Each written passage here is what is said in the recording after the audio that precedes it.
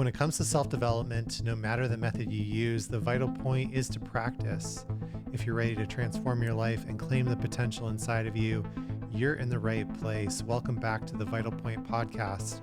I'm your host, Jonathan Schechter. As a transformation coach and breathwork facilitator, I'm invested in making the dynamic landscape of personal evolution accessible. My goal is to inspire you to take action for yourself. You have the capacity to evolve and bring your intentions and dreams into the world, and there's never been more access to so many incredible modalities that can help you on your journey. This podcast will help you learn simple methods you can use to transform your life and share the stories of practitioners who are doing the work so that you feel inspired to go and practice, because that's the vital point. A lot of today's episode is centered around one of those modalities that I've used myself to help transform my life. Neurodynamic breathwork.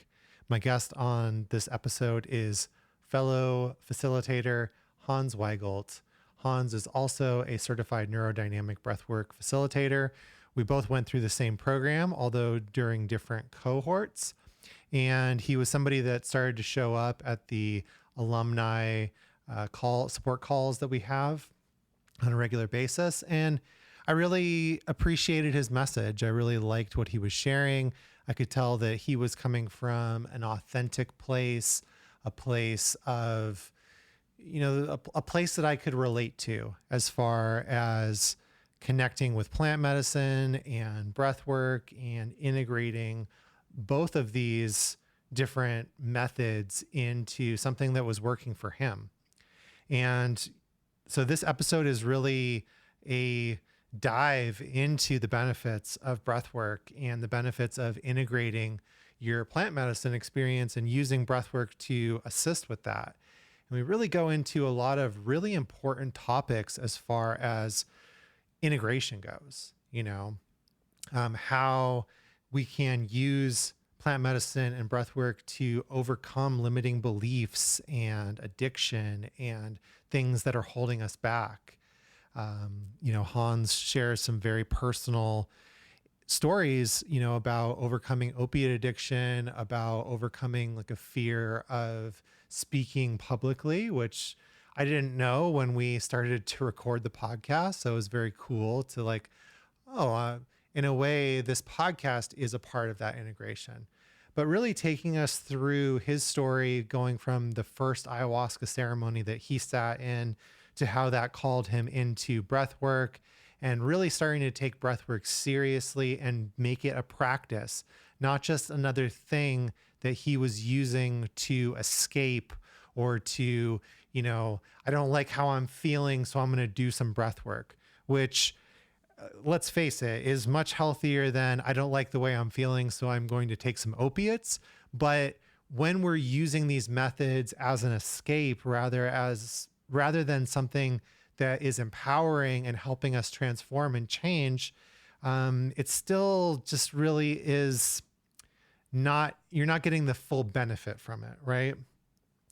So in addition to that, just going through a lot of really important principles for integration, like being able to let go of expectations, being able to trust the process, being able to surrender, and this wonderful sort of principle that we learn in the neurodynamic program, which is that what we resist persists. And, integrating all of these principles so that we can actually get benefit from our breath work, from the inner work that we're doing, whether that's through plant medicines and psychedelics, breath work, a combination of the two, and really just the power of making these small adjustments when these limiting beliefs come up, when we come up against blocks and feeling stuck, so that we can continue to move forward, continue to open, and continue to become the best possible version of ourselves. Before we jump into the episode, I just wanted to mention that since we are talking so much about neurodynamic breathwork, that is one of the things that I'm currently offering. 3 times each month online, I'm offering Breathwork for Transformation, which is blending neurodynamic breathwork, somatic experience, and meditation into a harmonious whole that facilitates emotional release, fosters deep creative insights, and ushers in an unparalleled sense of relaxation. And whether you're a seasoned self growth enthusiast or a newcomer yearning to step onto the path of self care, these sessions will cater to your needs. Participants regularly testify about the transformative power of our offerings, citing improvements to their meditation practice, enhanced integration of plant medicine experiences, and greater understanding of their subconscious minds. These sessions are made to be economically accessible so that you can make profound personal transformation within your own life and integrate that into your practice. The sessions are $30 a piece, or you can do a monthly subscription of $45, which includes admission to all 3 of the deep dive sessions, as well as a weekly integrative breathwork sessions. So the regular sessions are on the second and fourth Sunday morning of each month on Zoom. Plus, there's an exclusive full moon session for subscribers, as well as those weekly breathwork integration sessions that are a combination of breathing and meditation, as well as a deeper sharing time for integration. Within the deep dive sessions, those are between 70 and 90 minutes of breathing with an integration sharing circle and some meditation as well. So if you're interested in checking out more about that, you can reach out to me on my Instagram or go to bluemagicalchemy.com to sign up. And I'd love to see you. Our community of subscribers is growing. It's great to see as a facilitator people embracing the idea of breathwork as a practice. And that's something that, Hans and I discuss on this episode, is really that the main benefit of breathwork is in this practice, right? We can always have these experiences, but experiences on their own fade. And it's when we're able to create a practice and have integration along with that practice that we start to really see some of the benefits of this work. So I hope that I see you soon at one of our breathwork for transformation breathwork sessions. Hope you enjoyed this episode of the Vital Point podcast. How did you find the neurodynamic training, and what was your experience like? Because for me, it was quite intense. Yeah, I think what originally brought me to neurodynamic breathwork was my first ayahuasca experience in Peru, which really shifted the way I see reality, and it sent me on a long journey of exploring my own consciousness, with another trip to Peru and meditation, and finally led me to breathwork. And there was some resistance at first when I first found out about the neurodynamic breathwork training. I had my first breathwork experience, was extremely transformative. It had the depth of and intensity of almost like 5-MeO DMT, and really sold me to breathwork. Yet it took me another 2 years before I started doing breathwork again. And when I signed up for breathwork, there was some resistance. But as soon as I was accepted in the program, I knew it was the right decision for me. And it really, over the course of 6 months, completely shifted how I looked at myself, about my abilities, and showed me all my weaknesses and strengths. Yeah, tell me more about that resistance. I'm curious about that. The first resistance was, well, the training is on Saturdays, and I want to spend my weekends with my family. That was the biggest resistance that came up, and why I didn't sign up for the first class that was offered to me. But however, it seemed like whenever I resisted, something brought breathwork back into my life. Actually, first it started with doing breathwork regularly. It was in the evenings, and I said, no, when the kids come home from school, I want to spend the time with the children. So I didn't do it, although I kept saying I want to do breathwork once a week. I didn't. But anytime I made the decision, someone mentioned breathwork to me. Somehow breathwork came up in an ayahuasca ceremony. I got another invitation, and eventually I said, I I decided, okay, I'm going to sign up for the class. I saw all the questions that we had to answer. I said, okay, by the time I answer these questions, I will not even be accepted in the class. And I made that decision. Okay, I'm gonna fill out the questionnaire. If I'm accepted, great. I'm gonna give 100%. And if I'm not accepted, that's fine with me. And well, I got accepted and I gave 100%, and I don't regret any of the time I lost with my children on the weekends, because I believe I became a better father and a better husband to my wife through the whole process. Hmm. Yeah. So I think one of the things that I heard with what you just shared is like one of the principles that they talk about in the training program of like what we resist persists. And it's funny. Usually we kind of use that in the context of things that we're trying to work through, or like kind of that we feel blocked with. But in this case, it seems like it was something that was calling to you. And even when you tried to kind of ignore the call, it just kept coming back into the picture. Yes, absolutely. Like the call get louder and louder. I even remember I was Right. working one-on-one with psychedelics with a therapist. And after the session, she said, I'm stuck with you. I don't know where to go. Maybe you should consider breathwork. And the next day, I got an email, join our 6 months breathwork facilitator training.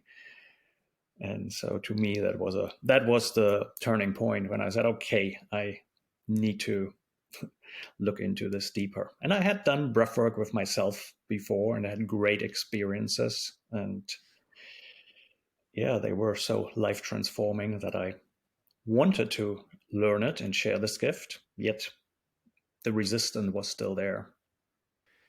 Yeah, I can relate to your story. As far as I think one of the things that attracted me to breathwork initially was the similarity to the psychedelic experience, the similarities that I found to it, um, and kind of finding out about breathwork sort of through psychedelic work, having it be like, hey, this is a good way to integrate your the medicine work that you're doing, and then also just sort of this suddenly finding neurodynamic breath work.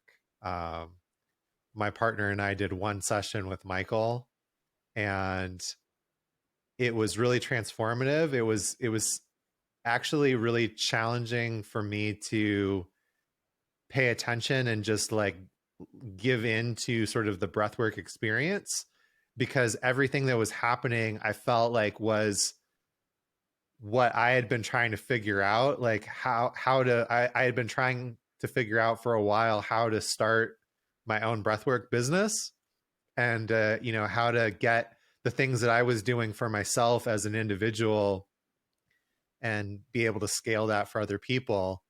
And sitting in that container that first time, it was like literally like somebody had taken this picture out of my head, and I was then looking at it and experiencing it in the third person instead of the first person. So it was just like it was like these fireworks going off in my head of like, oh, this is what you've been trying to do, oh, this is that, oh, this is so great. And then we reached out to Michael after the train, or after the session, and he said, oh, we're just starting our first facilitator training program in about a month. And so I was like, okay, yeah, this is what I'm supposed to do. So it's amazing how sometimes those moments of sort of serendipity kind of come up. Yeah, it's a beautiful, beautiful practice, and it's very interesting how the breath can guide us through our life and show us Hmm. what we need to do or should be doing.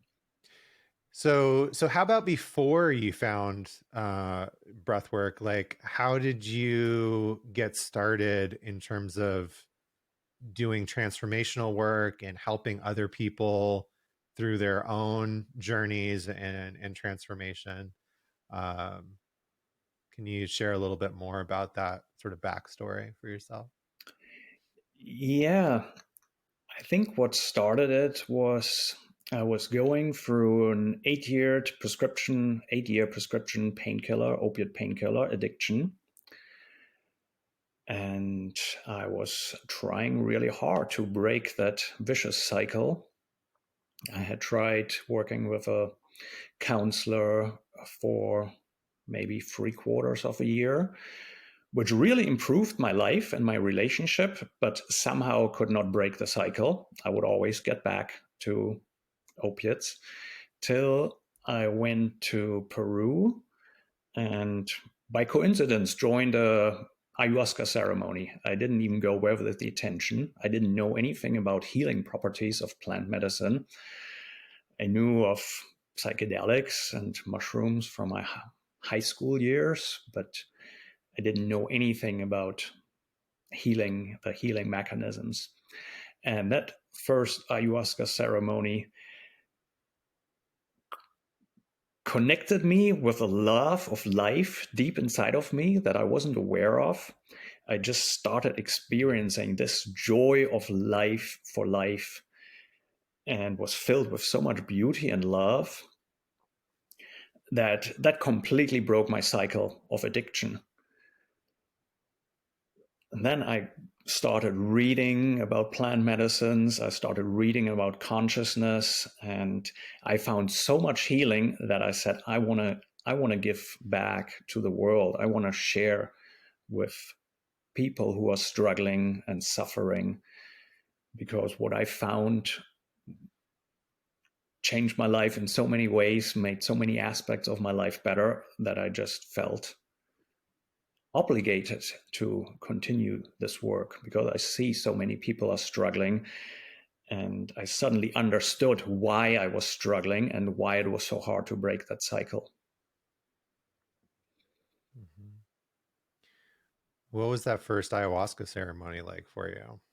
'Cause I know for me it was quite jarring.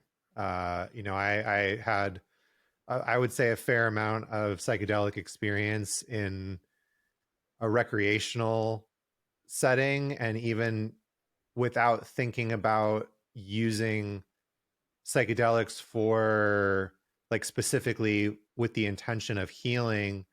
um I always felt like the experience was moving in like very spiritual, very enlightening ways. But, you know, ayahuasca to me was something completely on like a different level than that. So I'm curious what your first experience was like. Yeah, my first experience was really, for me, extremely interesting. Like I said, I only knew about psychedelics from high school years, 20 years before. I came into the ayahuasca ceremony with certain expectations. I had no clue that it was done in a dark room laying on your back. I thought we'd be running around in the jungle, just like we did psychedelics in high school years. So that was a first Uh-huh. surprise. And I had, even then, after we were laying down, I had this certain expectation of what's going to happen. And absolutely nothing happened. I drank the medicine and nothing happened. And people around me started puking, started going through whatever process they were going through. And for me, it was nothing. And then there was another serving, a second serving. So I drank that and nothing, absolutely nothing. A lot of anger came up, frustration. I was getting mad. I was saying, man, it was $50. I wasted $50, which was a lot of money for me at that time. I Right. wasted my money. I wasted my time. I could be in the hotel room with my wife and my children. I'm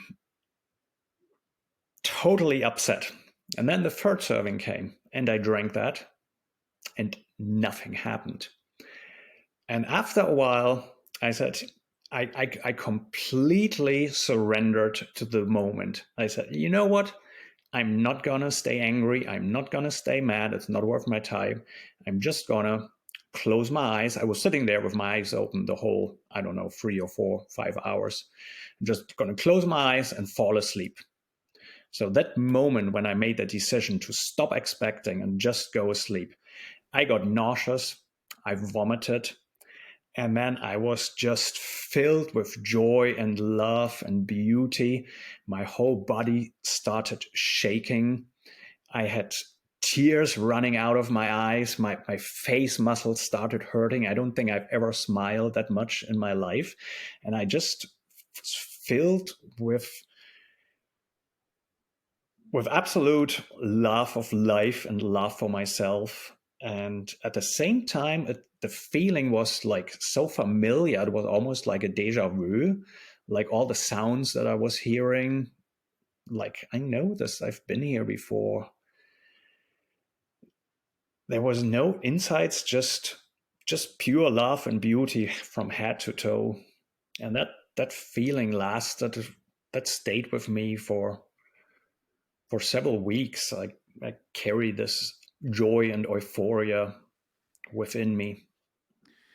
And so then you kept sitting with the medicine, or it was just that one experience, or what happened after that? It was first that experience, but I started reading about plant medicine because I suddenly was curious. Before that, I was bored in life. I was completely bored in life. I had no passion, no direction. That was, I think, one reason why I was taking so many opiates, just to kill that boredom and that feeling inside of me, that feeling of emptiness. I was trying to fill that feeling of emptiness with substances. So I started reading. I got really curious. And I started donating money to MAPS because of the work they do. I said, man, ayahuasca did so much for me. I want to support whoever supports psychedelics in the United States. And then I received a book from Stanislaw Graf as a thank you for the donation. And that's the first time I heard about breathwork. And I got really curious about it. I kept working with other psychedelics more intentionally. And 2 years later, I quit my job and went back to Peru for a 2-week ayahuasca retreat. And what was that like? That was, yes, that was wonderful. It was, at that point, I thought this is one of the most important decisions I've taken in my life. Because again, I just experienced absolute bliss and beauty every single ceremony. The only pain ayahuasca ever took me through is getting stuck in my mind and not connecting with the medicine. So I usually was stuck in my mind for 4 or 5 hours trying to figure out what is preventing me from experiencing the medicine. And usually then there was one thought, like the first one, it was expectations. And every time when I suddenly realized what is preventing me from experiencing more love and beauty in my life, I had a huge purge, and then I was just filled with the most undescribable beauty that there is. So the expectation was kind of keeping you from being present to the experience. Right. Instead of allowing what is and being present and aware, I was just stuck in my mind. I want to feel this. I want to feel that. I want to resisting the moment. I was constantly in my life resisting the present moment. And as soon as I stopped resisting, I usually was filled with incredible amount of love.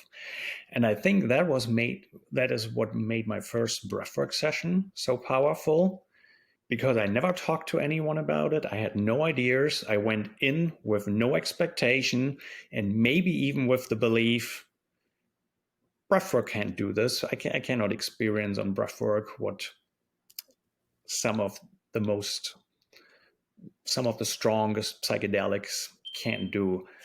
I had that belief that that's not possible. And then it just completely blew my mind when, after I think I was breathing heavily for 5 minutes, and after 5 minutes, I was completely gone from this reality. There was just white light and bliss and beauty and explosion of love. And only when the music stopped did I come back to this reality. And that's when I realized, wait a minute, if I can produce this feeling from the inside just by breathing, I'm so much more capable than I ever believed. And that really made me question everything that I learned in life and believed to be true to that point. Hmm. So I think there's something really important there for, for the audience. I don't know about you. It's something that's come up with clients before, in terms of either I guess around expectations of like, hey, why isn't this happening? I see other people having this like super, looks like they're in some sort of deep trance, or they're crying, or whether that's tears of joy, or it looks like they're in some big cathartic release. Um, but also sometimes when people have like the first time they have a really big sort of peak experience with breath work, and then the second or third time when they come back, it's not quite as intense. And sometimes there's like a disappointment of like, well, wait, but I want that thing that I already experienced. So what would you say to somebody in that situation, or like, especially with what you've learned? Yeah, it's interesting that you mentioned that, because I just a couple of weeks ago wrote a post about that, because my second experience was just as powerful, and even the third one. And then I started my breathwork training.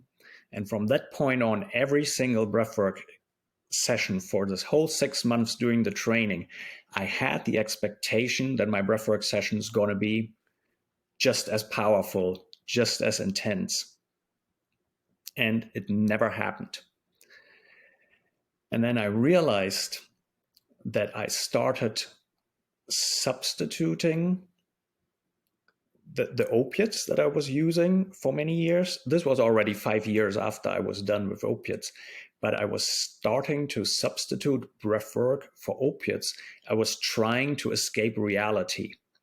So I was thinking, oh, I'm not feeling good today. Let's do a breathwork session. I'm going to have this wonderful, great experience and feel different. And then it never happened, because I had that expectations. Instead of being curious, instead of accepting what is and accepting the moment, I was trying to run away from reality. And that alone held me back for 6 months till I finally figured that out. Like, okay, once I just accept whatever is and surrender to the moment, there's so much more to learn and experience and to feel than if I go in with the expectations to shift what I'm feeling right now. One of my recommendation I did in the post is, one thing to avoid that is to do breathwork on a regular basis, doing it preferably the same day and time every week or month, however you do it, instead of doing it on an as needed basis, saying, oh, today I don't feel good, let's do breathwork and I'll feel better. Because then you have that same problem you're trying to escape. But if you do it on a regular basis, no matter how you feel, I think that then that way you can gain and learn much more from it. Yeah, that's something that I found in my own practice as well. It's interesting, like starting to work with clients and market breath work online. It's like, well, it's great when people show up and they have a curiosity. Maybe they come once or twice, I can understand that because I've been in that situation as well. But just like what you're saying, like to me, the real transformative potential of breath work is in having that regular practice.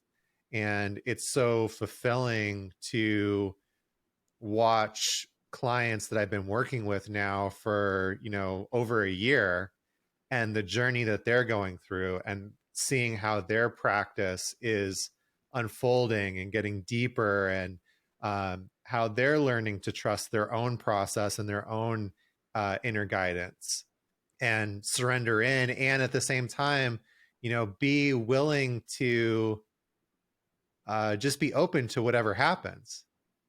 Sometimes it's like, okay, well, that was pretty mellow, like, uh, and it's like, yeah, not every experience is like a peak experience. That's I think one of the lessons that we're getting shown here, right? And instead of there being disappointment, just being like, okay, yeah, this is just part of the process.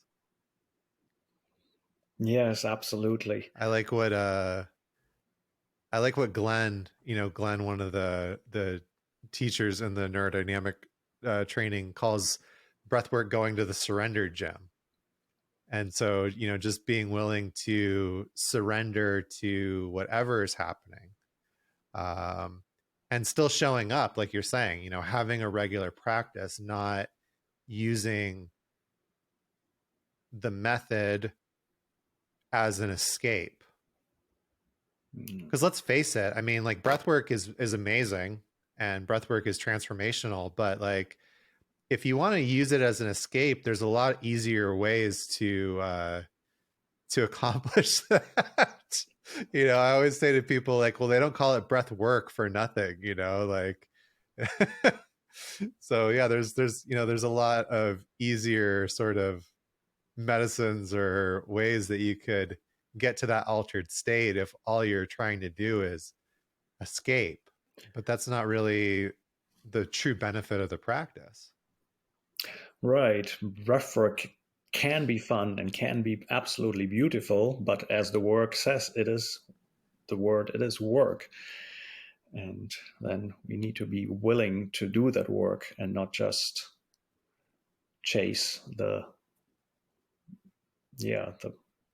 moment of euphoria or beauty or love. Yeah, because that's only part of the story, right? I mean, I think it's something that I for me, like, inspired me to do more integration work, was my own experience of, like, similar to what you described, of feeling that absolute love and unity and peace, especially after the ayahuasca experience, and then watching it fade away and being like, well, wait, no, I want this all the time. Where is this going, and why are my habits that I'm trying to get away from coming back? And like, I felt like I was coming back down to earth, and it was quite jarring the first time, because I think a lot of people have this experience where they have that peak unity experience, and they're like, it's almost like you're planting your flag, like, yes, I made it, I've accomplished we're done, call it a day, like, I've got it, this is it. And then as that experience faded, it was like, well, wait, no, but I want to hold on to that. This is what I wanted. And then I started to look around and saw that there were other people going through that as well.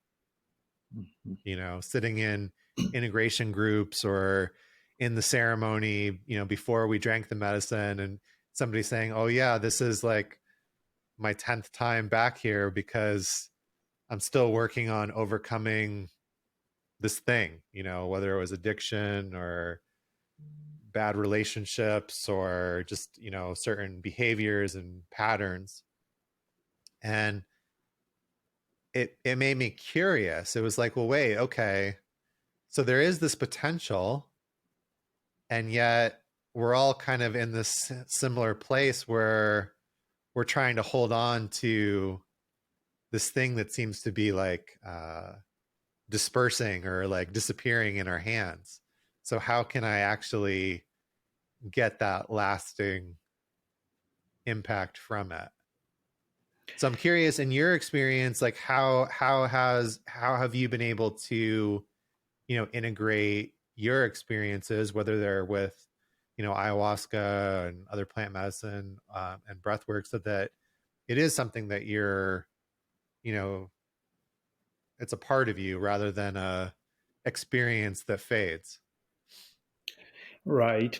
The first realization I had, and that again took me a year of breath work and years working with ayahuasca.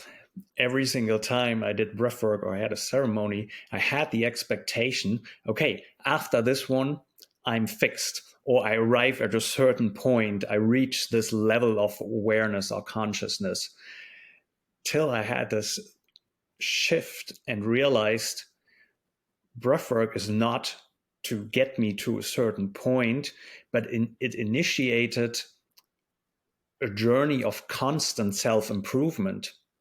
Right? I'm not going to do a breathwork session and then I'm done with it.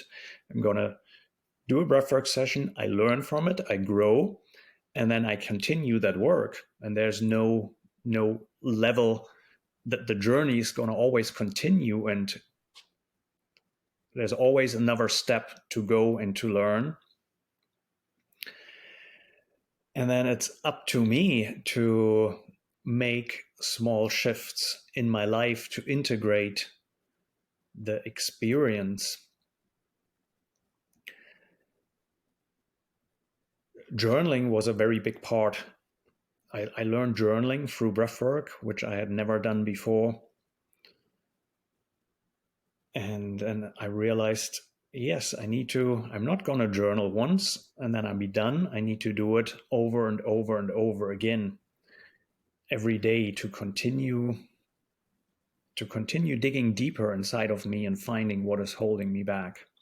So what does that look like for you now? Is it when you sit down to journal, do you just have a blank page? Are you working with prompts, or what does that look like for you? It depends. On some days, I just do a stream of consciousness. I just write down whatever comes to come out. On other days, I journal more with intentions, like I write down a certain experience, a breathwork or ayahuasca experience, or I start visualizing what I want to experience in life, where I want to be, and what is holding me back from achieving my goals.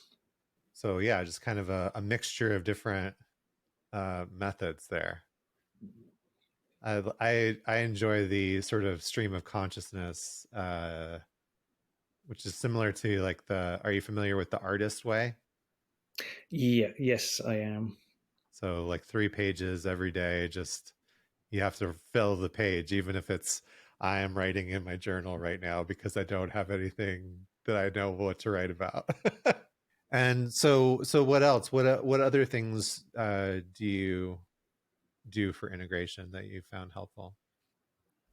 I meditate. I try to meditate every morning. Again, it's something that should be done on a regular basis and not on a as needed basis. But I find meditation extremely beneficial because so many thoughts, so many ideas come up, shows me my worries, my fears, my dreams, my wishes, all these little thoughts that are emerging all the time. It helps me to stay present and aware in the moment. And I think breathwork has, I was meditating for years before I started breathwork, but breathwork has really deepened my meditation practice. Other ways to integrate is just making these small shifts in life, right? Making daily adjustments to bring into my life what I learn in a breathwork experience. For example, expectations, letting go of expectations and just being open to to what is, and then accepting whatever happens in life. One of the basic principles of breathwork is like breathwork reflects life. Whatever I experience in breathwork is a magnified or amplified version of a certain aspect in my life. So when I start accepting whatever happens in a breathwork session, it really helps me to accept whatever's happening around me in my life, because I learn in breathwork. I learn in an amplified way. When I accept whatever it is, I can be filled with so much beauty and gratitude. And then I learn, yeah, if I start doing that in life, eventually there suddenly is much more beauty around me. There's more things to be grateful for. Yeah, just, tiny small adjustments now can make a huge impact in the future. Yeah. Planting seeds, Yeah, or, like ripples on a pond. When you throw the stone in the water, it's almost like the ripples continue to move outward in these really interesting ways. right. Okay, so so you mentioned breath work as a practice. So what does that look like for you right now? Do you practice once a week, or what does that look like? I do practice once a week. Once a week seems for me personally a good time. During the facilitator class, I did 2 times a week, some weeks even three Wow. times, but it is too much. I mean, sometimes it had some benefits, but especially because of the intensity and the time it requires. But for me, once a week is a good practice. Yeah, my hat's off to you. I mean, I practice about once a month, and during the training program, it was once a week, sometimes twice, and it is a lot. It was one of the things that I didn't realize it until after I'd already signed up for the training. But it was before the training actually started, or maybe it was like we had our first meeting, and I remember I was out walking, and it kind of dawned on me that here was this breath work that was very psychedelic. It was like this is as intense as a psychedelic experience, and the recommendation is that I'm doing it once a week and for the next 6 months. And I kind of paused and was like, well, wait, if somebody came to me and said, hey, do you want to do a psychedelic journey once a week for the next 6 months? I don't know if I would sign up for that. But I was already there. I kind of realized, oh, this is what I got myself into. And now I really have to put some intention and some energy into the integration part of it. Because otherwise, I'm not sure if I'm going to be getting the maximum, benefit from what I'm doing that I can be. Yeah, I So think that yeah, was the it's biggest problem with doing breathwork 2 or 3 times a week during that class. If you don't fully integrate the experience, or at least partially, it makes little sense to go into a next breathwork session and do it again and again and again without learning from the experience. yeah, and I think even now it's good to go through seasons, or kind of when I say seasons, like just sort of like I have gone through seasons where there is a lot of breath work and a lot of psychedelics, and then seasons where it's just more about the integration. It's like, okay, like almost like I've accumulated a lot of homework. I Hmm. have a lot of studying to do, And rather than jump into a new class, like let's do the reading. Let's do the assignment. And I trust that the next class is out there waiting for me, but like if I don't if I don't practice some sort of integration, if I don't take the time to really say, what does that mean, and how can I make this a part of my life rather than a part of the breath work or ceremony experience, then the lesson just keeps repeating. And I really can't move on to the next class because whatever I'm working on will just continue to come up in these different ways. Right, yeah, it's going to come up till you integrate the lesson and are ready for the next one. And I take these, for me, it's seasonal too. Right now, I do it once a month. But for example, in June, I'll be traveling with my family for 2 months. And I assume I'm going to be doing very little breath work in that time because that is the time for my family. And that can be, that is an extended period of integration for me. And I'm sure there will be 1 or 2 breathwork sessions when I find the time, but not anywhere as regular as in the moment.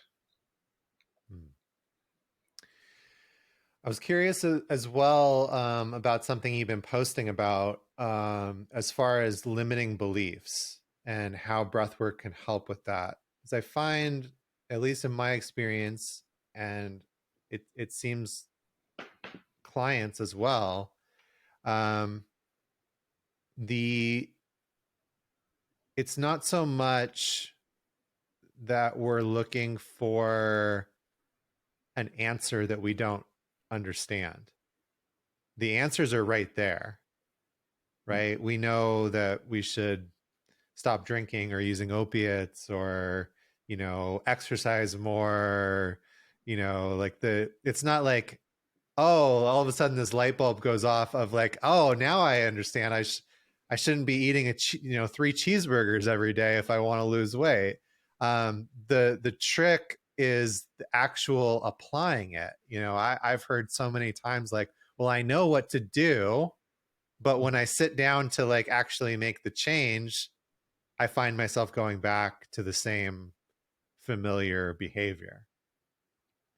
So I was wondering if you could kind of speak about that in your own experience, and like, how would you help somebody that was coming to you with kind of uh, that Yeah. story? As I mentioned earlier, my first breathwork session was so intense that it challenged everything that I believed to be true. Because if I can produce that experience, there's a lot of things in this life that I can do that I didn't believe to be true in the past. And it's just, beliefs are mostly what we take with absolute certainty to be true. For example, a very simple example, as long as you have a belief, I can't do that, you won't be able to do it because you don't even try. And for me, for 20 years, I had this belief I cannot talk in public, I cannot talk in front of people, I cannot talk in front of the camera. When I signed up for breathwork, for the breathwork training, I made the commitment to talk in front of camera once a week, to record videos about my experience, and eventually to talk in front of groups of people about breathwork. And then I learned that, yes, like I said, as long as I believe it to be true, I won't be able to do it because I'm not doing it. But then if I shift that belief and says, I will do it instead, my brain's going to find a way to help me achieve my goal. It's not going to happen from one day to the other, but again, it happens in small steps. And there were a lot of things that I just believed to be true, and I realized they are they are not. Like going to again, like you talked about workout, why people, they say I need to work out, but they don't, because we believe, oh, I don't have the time, or it's too much work. But we can do small shifts and adjustments, and then maybe not believe everything that our mind tells us. We can challenge our mind, right? There's a lot of things that my mind tells me all day long. And if I challenge those beliefs, I can slowly shift them. It reminds me of a quote I read from Vincent van Gogh. I was at the Vincent van Gogh exhibition a month ago, and he said, if you hear a voice in your head saying, I can't draw, he said, by any means, go ahead, or I can paint.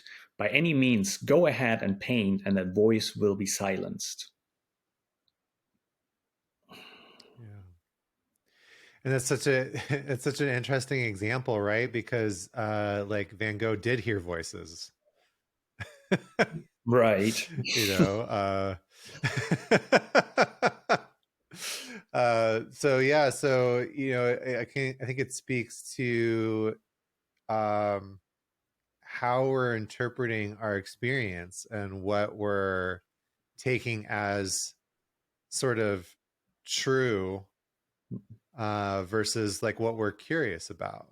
You know, one person, what's the saying, like the mystic swims in the same waters as the, you know, the schizophrenic. Mm-hmm. So it's the same sort of ground, or the same water, I guess, in this case, but it's what we're doing with it. You know, one person might hear a voice in their head and say, I need to go talk to a doctor because I need help. Another one's like, oh, I'm going to maybe be curious about what this voice is saying and turn it into this beautiful artistic gift to the world, you know, that's still celebrated to this day.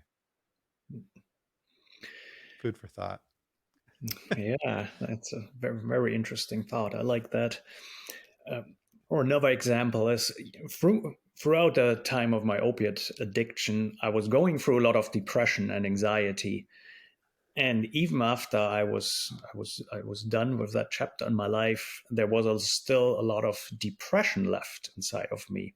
And I kept hearing myself on certain days, I'm so depressed today. I don't feel like doing anything. I can't do this today. I can't get up and go to the gym because I'm too depressed. And then at some point I just said, no, I'm done with that. I'm not depressed any longer. It is just a belief I'm holding on to. And as long as I keep telling myself every day that I'm depressed, I'm getting more and more depressed. And then it takes some strength and it takes persistence and repetition. But whenever that I hear that voice pop up, you're depressed, you can't do this. I said, I'm not going to accept that. I'm not depressed.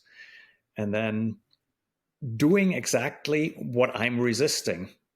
Instead of saying I'm depressed, I'm not going to the gym, just said, let's go to the gym anyway and push through. And immediately I feel better. But if I listen to that voice, if I believe that voice, that belief turns into my reality. Basically, whatever I believe, whatever I hold on to and keep saying to myself over and over again, turns into my reality. Yeah, like changing the relationship with those inner dialogues.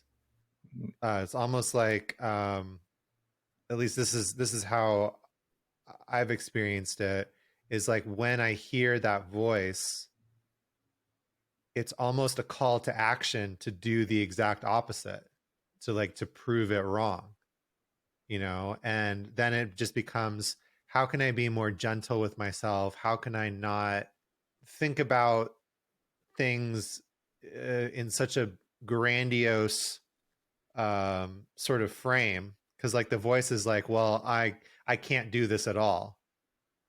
And it's like, okay, well, maybe tomorrow I can't do it, but what if I do it today? You know, what if I just take the first step rather than worrying about tomorrow or next month or next year. But just the fact that that message is there is like a wake up call of like, oh, actually, no, this is calling me to do this in this moment. And can I prove it wrong?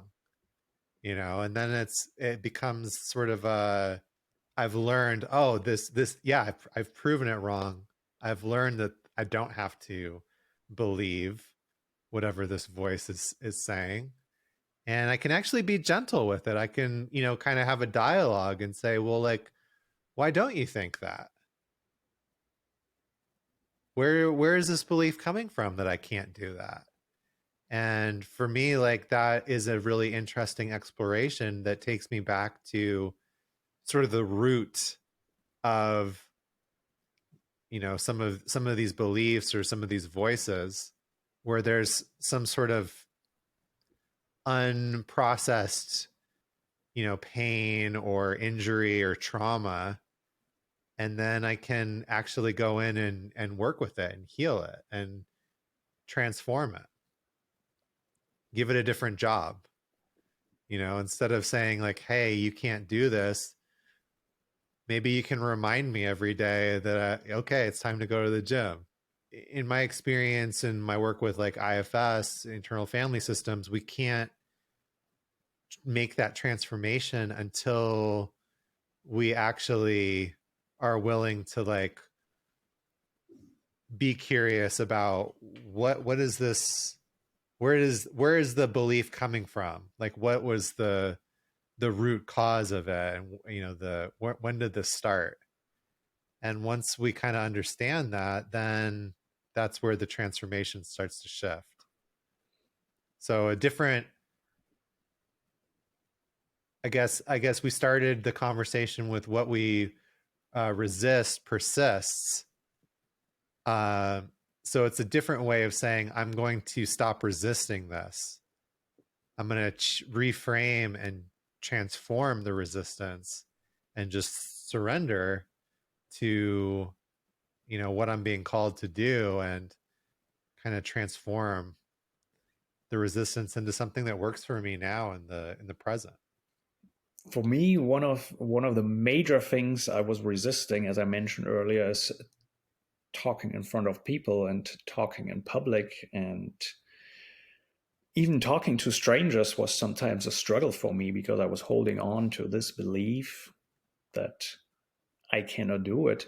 And then during the breathwork class, when we did the inner child work and the parental work, suddenly this memory came up when I was a young boy. My mom, when I was the youngest of four, and quite often when I was excited and talking loud and wanted to share something, she would tell me, translated into English, talking is silver, silence is gold. And then for the next 30 years, I was telling myself, no one wants to listen. No one wants to hear what I have to say. And it's my mom's fault. If my mom hadn't told me this, I'd be confidently talking. But because she kept telling me that, now I can't do it. Then instead of taking full responsibility over learning to do it, I was blaming her. It's her fault. It's not my responsibility. I can't do it, and I don't need to do anything about it. But this resistance created so much pain for me, so much anxiety, because obviously you cannot avoid it in your life. In most work environments, you have team meetings, group meetings, management meetings. Throughout college, there were presentations.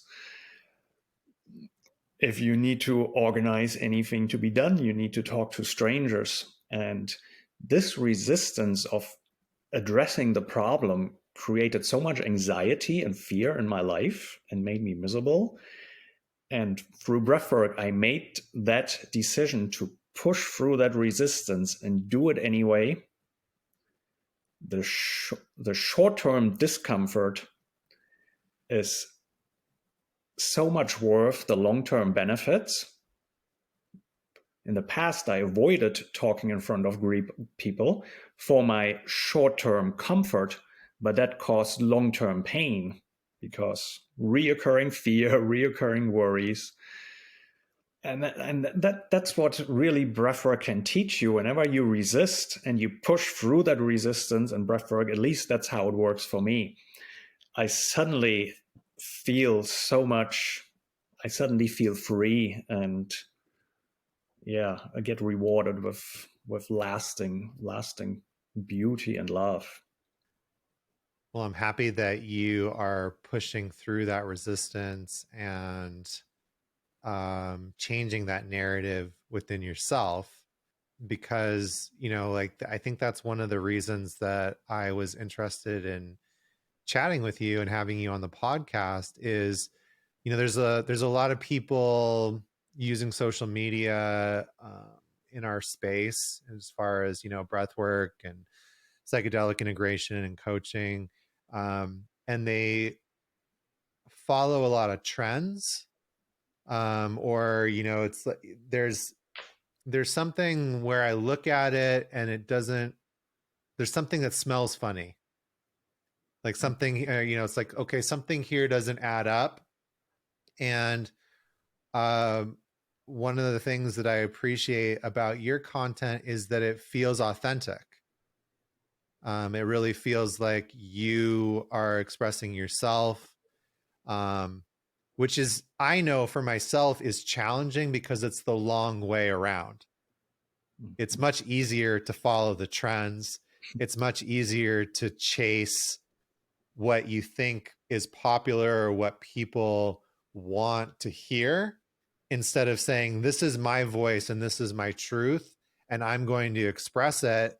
And I'm going to trust that the people that need to hear this or that are interested, it's going to find them and it's going to resonate with them. And that, that I can build my own audience and my own tribe, rather than like, oh my God, I want 1 million followers, and, the whatever you need to do to kind of make that happen. So I appreciate that, that you're challenging that belief within yourself and continuing to put yourself out there and, be Hans. It's what, there's only one Hans, right? And embracing that and being willing to be with that in the midst of that discomfort is, to me, is a beautiful thing, and is an example of what we're talking about here, as far as being able to actually take these nuggets from the transcendental experiences of expanded consciousness and bring them back into the rest of our reality. So I appreciate that about, I appreciate you sharing that, and I appreciate that about you, my brother. Thank you very much. A big part of that was my first coach, who I worked with after my breathwork facilitator class. He gave me the task to post on Facebook 2 to 3 times a week. And he said, one post is to know, trust, and trust you.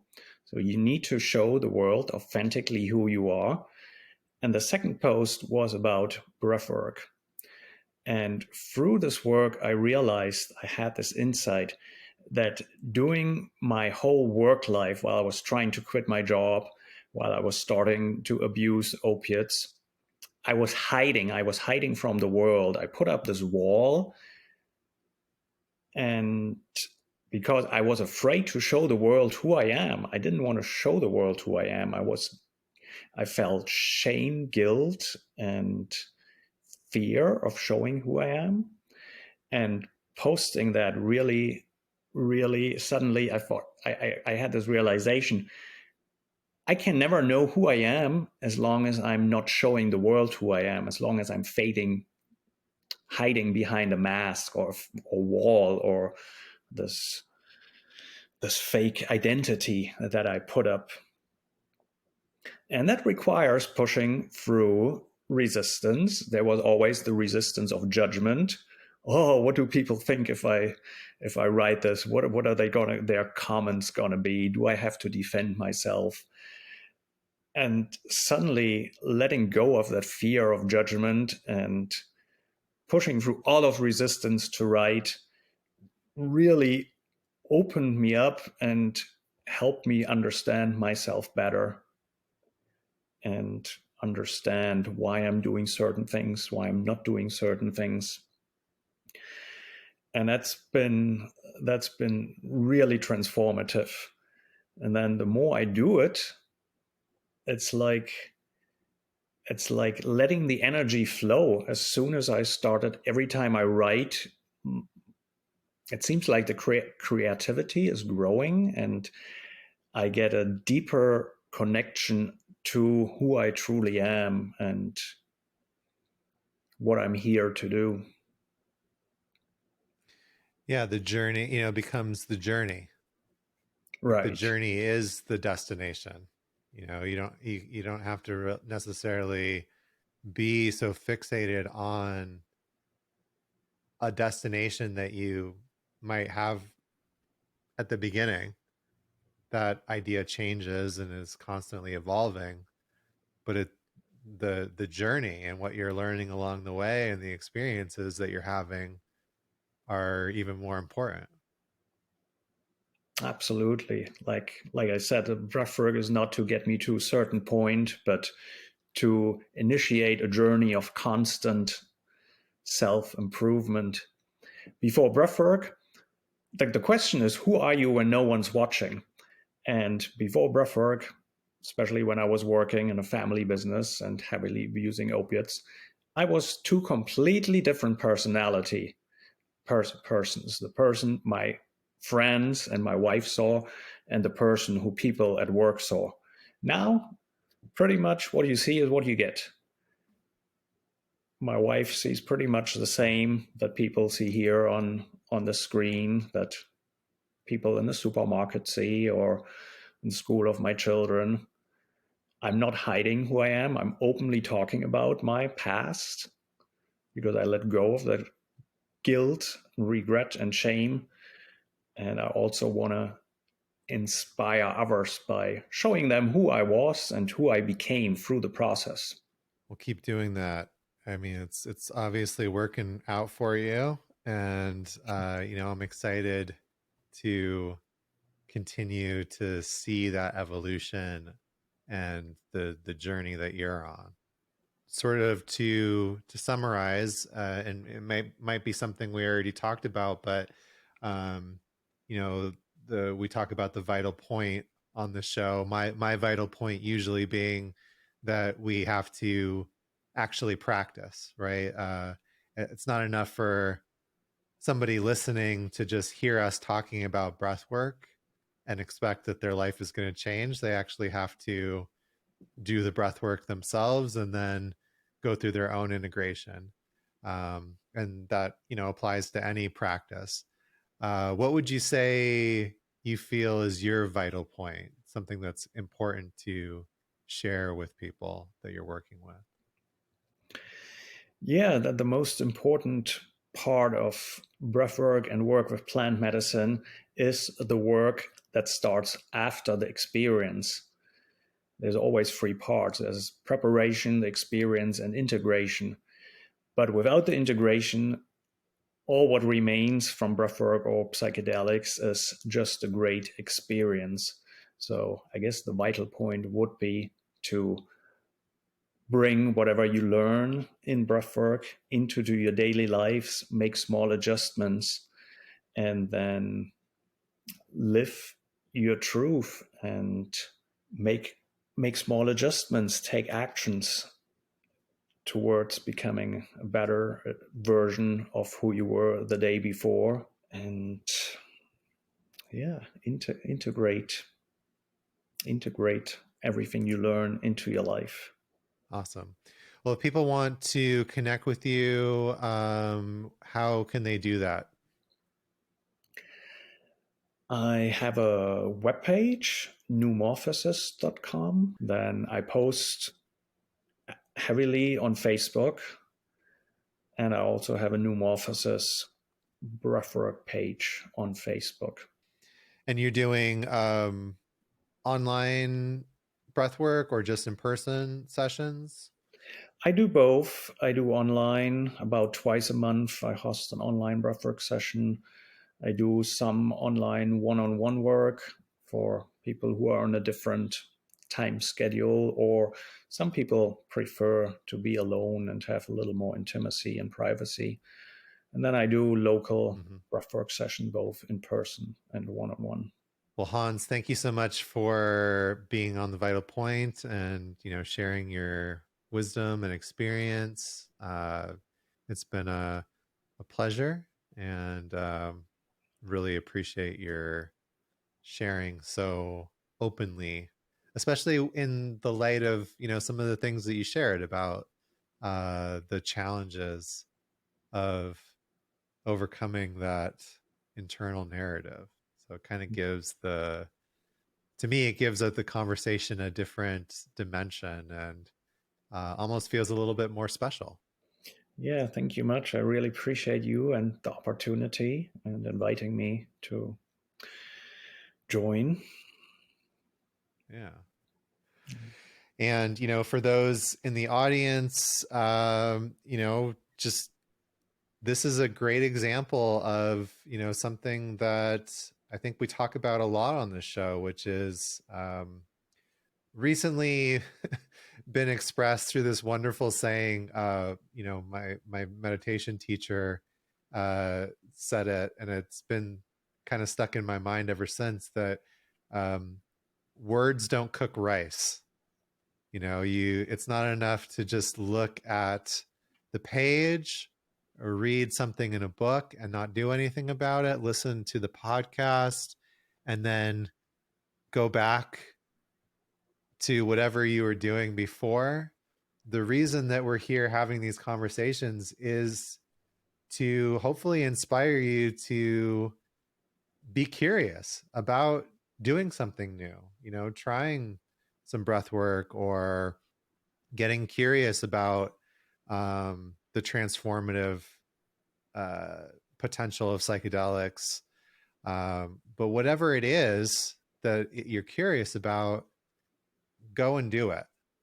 Go and try it out, and then see what comes out of it. Like, take some time afterwards of really examining the experience, like Hans was saying with journaling, contemplating, reflecting, and then what is it that you can bring into your life from that experience. So I hope that this conversation and the other conversations on the podcast inspire you to go practice, because that is the vital point.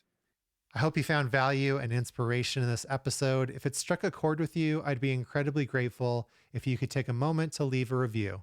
It's a simple, cost-free way to show support and help more like-minded people discover the show.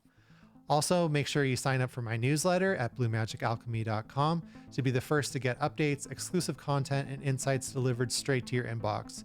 It's a fantastic way to stay connected and keep the learning journey going.